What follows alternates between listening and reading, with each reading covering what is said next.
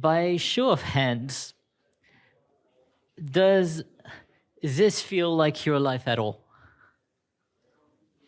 Have you ever used seasonality to explain what happened to your performance this year? Don't be shy. I've done it. Thank you. One truth there is to ASO is that somehow there's always more stuff affecting our performance than things that we cause ourselves. And while the relationship between paid UA and ASO has long been documented, and we're still waiting to hear on Apple and Google about algorithm changes, I figured we might as well talk about seasonality in App Store marketing, so ASO and ASA, and even a little more, to kind of go over how this is actually something that we can deal with. So you might have heard a ton of things about seasonality already. What I'm going to try to talk about is helping you identify seasonality, meaning know when it's seasonality and how much, how to maximize your marketing efforts when a seasonal peak is coming, and share a few ideas about also how to deal with those times when seasonality is not in your favor. Before I get there, if you're wondering why I'm talking about this today, it's because I've been working in App Store marketing for 8 years. I've been trying to come up with useful ideas and working with different apps and games.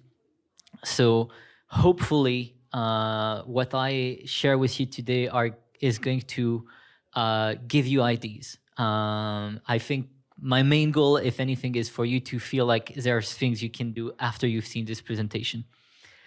My name is Simon, by the way. I work at AppTweak. AppTweak is an App Store marketing platform. It's probably known most for the ASO features, but it offers a wide range of tools, including market intelligence, Apple Search Ads Campaign Manager, Review Manager, and recently we launched a new feature in our Reporting Studio tool, which allows you to build much faster these dashboards that you probably have to create in Google Looker Studio by being able to make through a simple integration data from AppTweak, but also App Store Connect, Google Play Console, as well as your favorite MMP, starting with AppFlyer or Adjust. If you want to learn more about AppTweak, there is a booth at the ground floor where you can meet my colleagues. For the rest of today, let's talk about seasonality. If you need a definition, I looked for one that I could actually endorse. This is the closest I got. Seasonality is a variation in downloads, sessions, revenue, basically pick your favorite KPI. And we're talking about a variation that occurs periodically or cyclically throughout the year and due to external factors. And these external factors in turn may actually influence how you execute your marketing strategies. So how can we find it? Well, we can look at an app's data throughout the year. For the sake of the example, I picked Candy Crush. And here these are just estimates. We can see that month on month downloads go up or down. If we look at just 1 year, there's not so much we can see. But now if we start looking at 2 years of data, and I would invite you to look at even more, we can start spotting some trends. We can see that February is usually a month where downloads go down. So we could say there's fewer days in February than January. Such a decrease may be more than just having fewer days to collect installs. There's months where we see, on the contrary, upward trends. So for instance, in the summer, we see that downloads go up, and we might be tempted to say that feels like it's happening around summer holidays. October, well, you have only the monthly view here, but we could see it feels like Halloween is a big moment, Christmas in December. So No big news here, but if you want to know when seasonality is affecting your app, you can start by looking at your own data and simply looking at multiple years in a row, trying to identify patterns.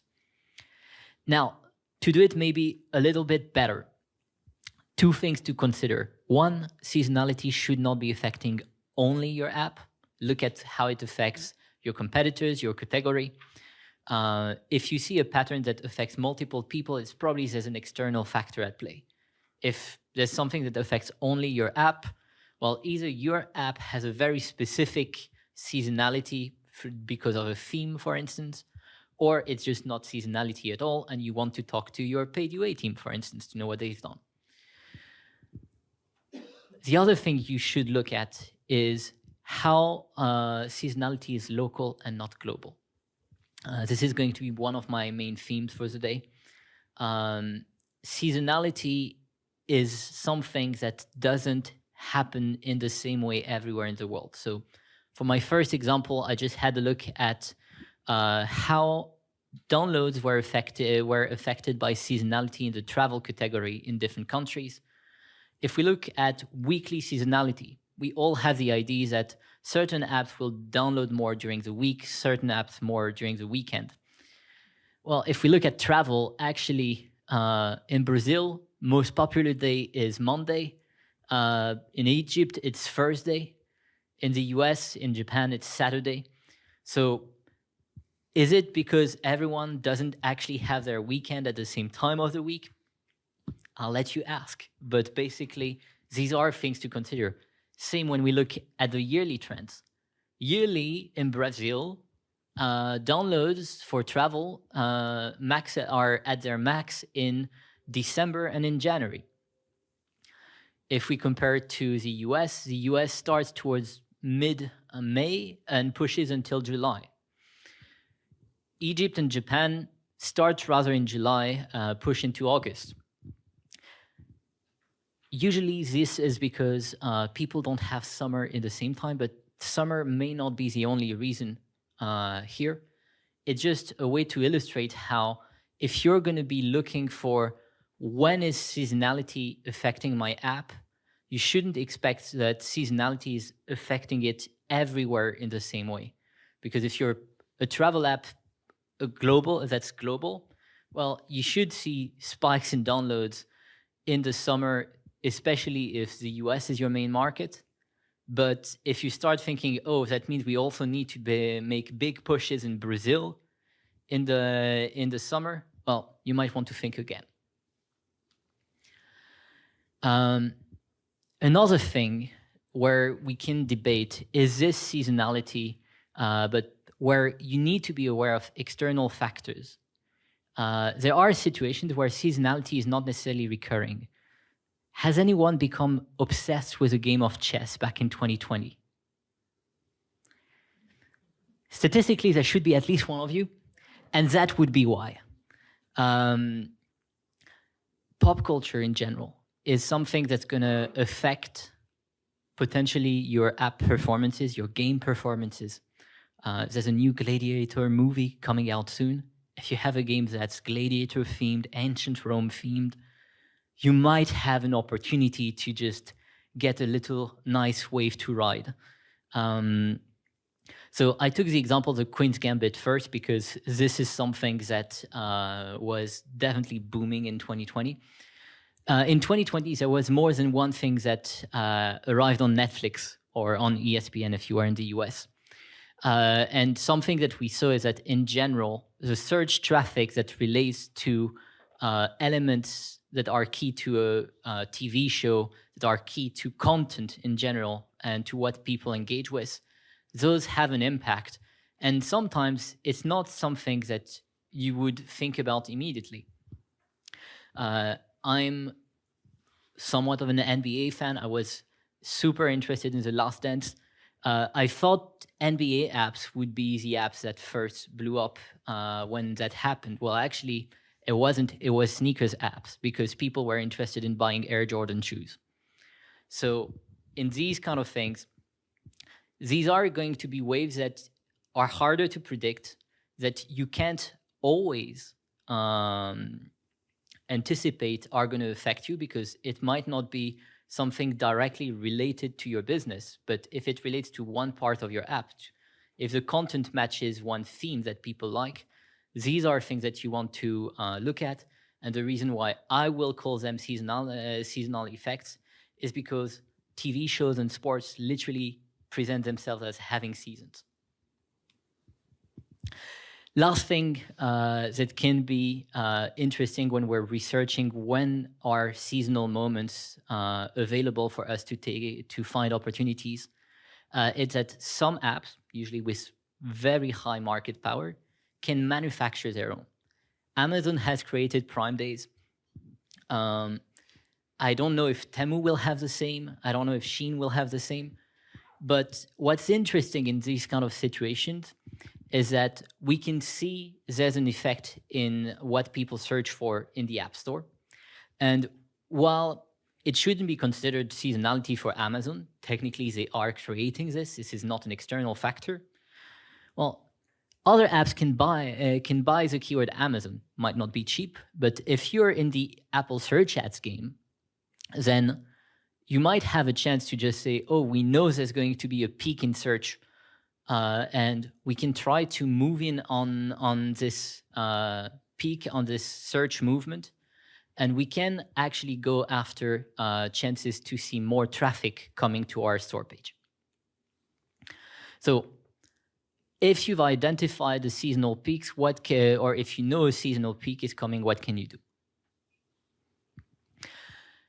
I started researching this by going to the data science team at AppTweak and asking them the question, can we actually say if seasonality affects generic keywords or branded keywords more? We had a look at the keywords that were having the most fluctuations. So you had the top 10 before. Here you have larger trends with the top 100, top 200. If we look at the top 100 keywords in the US in 2023, only 5 of the 100 keywords with the highest search volume actually are generic. If we look now in terms of keywords that have the biggest variation in terms of max reach, which would be the actual impressions, it's only 6. If we look, though, in terms of those who move the most with the search popularity score metric that is given by Apple, it's 47%. And so what this tells us is that when you're going to be looking for search traffic that relates to a seasonality event you want to go after, you might be at first able to find generic terms that are going to grow more easily. It doesn't mean that you shouldn't invest in brand, because brands tend to have a higher baseline, which is why their volumes don't vary as much and you don't always think as them as much. Now, there is one issue with the methodology so far here, is that if you look, you'll tell me, these look a lot like trends, or these look a lot like apps that were launched in 2023 or relaunched if you look at Twitter and X. And you'd be right.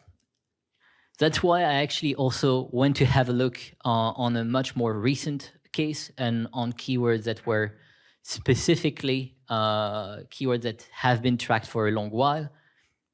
And I look at how Black Friday was affecting things. And again, in the UK, we can see that if we look with search volumes, generic terms, Black Friday deals, those grow a lot more than terms like Zara UK or Farfetch.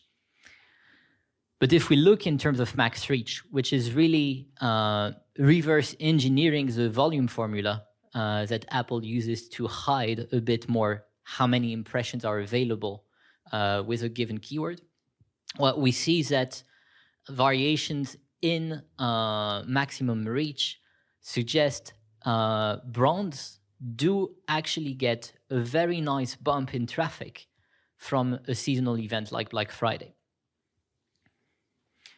So what are we going to do with that? Well, we're going to have to decide, do we want to climb the peak of Black Friday through organic search or through paid search. If we want to go with organic search, the two pieces of advice I have are, number one, go after clusters, not just single terms. There's not just Black Friday deals, Black Friday UK. For some reason, people are really looking for something where they want to be sure that the discounts are going to be relevant to their countries. So look for clusters to maximize the places where you can go. The other part is be aware, especially in search, the battle is going to be won early. I have the example of one app that literally just decided to be Black Friday deals. They're an aggregator. There were 6 other apps with this one that were ranking in the top 10 for Black Friday, last Friday in the UK. So if you want to be conquering a generic term that's going to blow up because of seasonality, you have to consider that you're going to have to get up early to do so. It doesn't mean it's impossible, but you have to plan ahead. And you have to be willing to go the extra mile, because to prove to Apple, to prove to Google that your app is the most relevant for a keyword, you need to not just say, I have a discount somewhere in my app. You need to make the effort. Now, if we turn to paid search, we've already showed that branded terms actually grow a lot during seasonal events too. So the first thing we'd say, don't forget about them. It means don't forget about your competitors, don't forget about your own brand too. And that leads me to the two big mistakes I see when it comes to ASO and seasonality. First one is people increasing bids before they look at their daily budgets. If you increase your bids in Apple search ads before you increase your daily budgets, you're going to run out of budget faster. That's all. So make sure to start by looking at your daily budgets, plan your daily budgets accordingly, but look at that first. Second, you can spy on your competitors, which keywords they're after, and based on what you think their relevance is compared to yours for a given keyword, you might want to take a bet and decrease the bid. Because the whole point is the keyword is going to grow. The amount of impressions that will be available that day is going to be higher than usual. And so while everyone assumes there's going to be very high competition, and it's true, if all the competition focuses on let's bid high very early on, and everyone runs out of budget early, you're going to have a field day with the impressions toward the end of the day that are going to be very cheap. If we're talking about your own brand, you don't even need to wait for the end of the day. Your own brand is more relevant for your brand name than anyone else. At least it should be, I hope for you. If that's the case, then you have to consider who's going to be willing to pay a very high price, but you can take that auction and say, maybe I'm fine with one of my competitors winning early in the day by spending with a very high CPI. I'll still be able to go to capture more of the share of voice with a lower bid. And now, since we're on the topic of attacking competitors or defending your own brand, don't forget about CPPs. The last example is actually from Belgium, but Temu has been very smart about how they went about Black Friday in Belgium. Having a CPP on the word Amazon that literally says, for new users, we have a coupon. That, in my opinion, is smart, because they know that on Black Friday, people are opportunistic. They may download more than one app. Making sure people notice you by putting a very nice $100 sign gift in your first screenshot is going to get them downloads. Now, in general, when it comes to changing your creatives for a seasonal moment, there are things that should be done for sure. There's also things that should be done smartly. And it's time that I tell you about my personal trauma, which is what I call the Halloween effect. Every year, lots of apps, lots of games decide that for Halloween, their icon should suddenly turn orange and feature some pumpkins. it has been the bane of my existence, because the problem I have with that is I don't know if it works. So I asked AppTweak's data science team again, is there any way we can find out about this? We only had time to work on a small sample size study. But we actually went through apps that changed their app icons in the US in 2023, in October. And of all the changes, we found 16 for which we could include the data of conversion rate, and for which we could say with certainty that these were icon changes that followed the Halloween effect. How many do you think had, what percentage do you think were the apps that had a significant improvement in their conversion rate because of this? Anyone thinks it's above 50%? Well, you'd be wrong. Or rather, we don't know for sure. The reality is there's a very good split. So I decided I wanted to either have a multiplier of the conversion rate in the 2 weeks after compared to 2 weeks before. That would be at least 1.1 or 0.9 to decide that it was a big factor here. And what we found is that there are cases where indeed conversion rate improves, cases where conversion rate changes but not so significantly that we could take any conclusion, and cases where it decreases. We don't have the full context, so it could be that the decreases are just these people went crazy with paid UA, brought in a lot of unqualified people, and maybe the icon was still not the worst idea ever.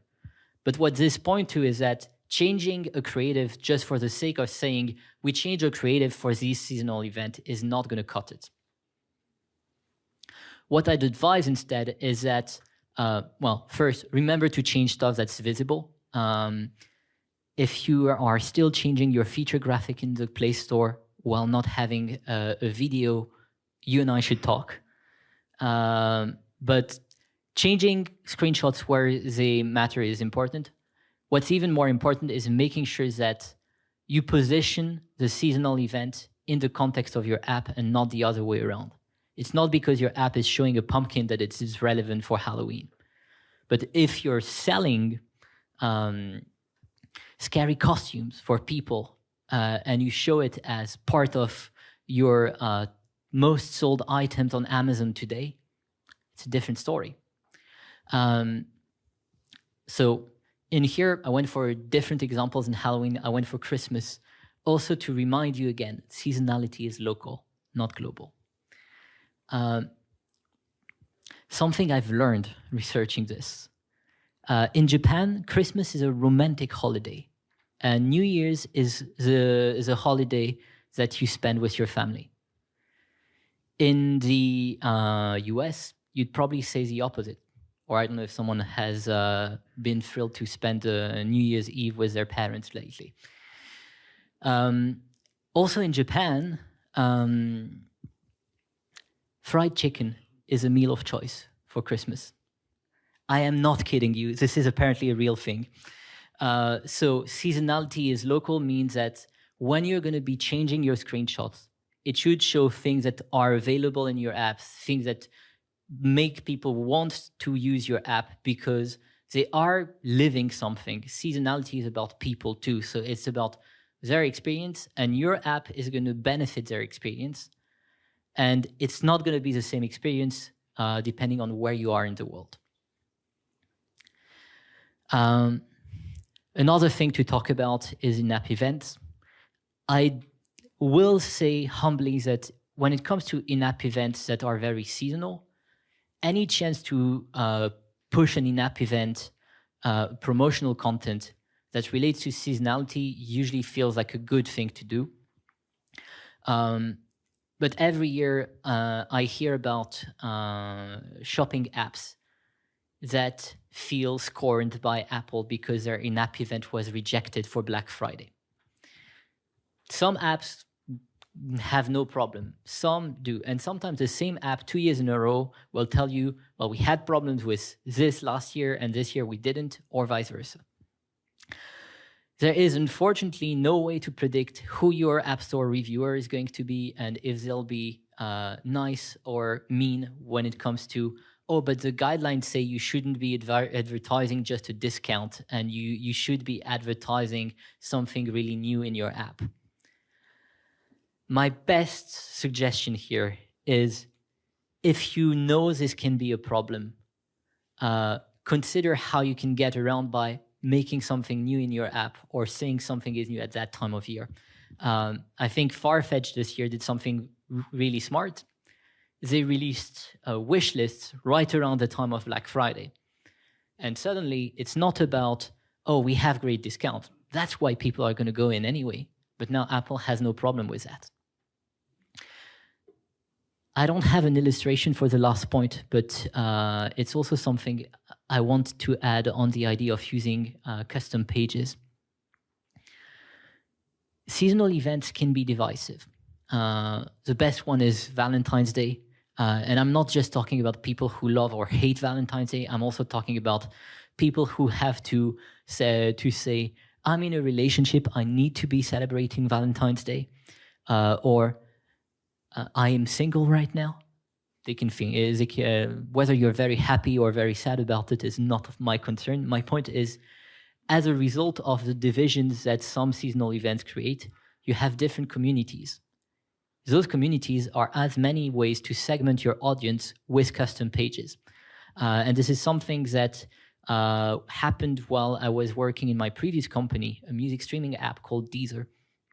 We didn't have CPPs back then, but we ran UA on Valentine's Day with playlists for romantic occasions and also playlists for celebrating the bachelor life for anyone who just wanted to party. These are ways that you can play on seasonality, and the store plays a role here because your message can be aligned with custom pages. Now, I want to finish up by talking about what people don't want to talk about. The moment where the party is over, the lights turn off, and everyone leaves. There's not a whole lot you can do. At least that's usually what people start by thinking. The first thing I answer to that is, well, please set expectations. Don't share excuses instead.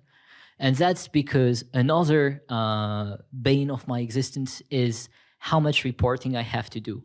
And I always feel bad when the reporting is, we compare month on month what happened.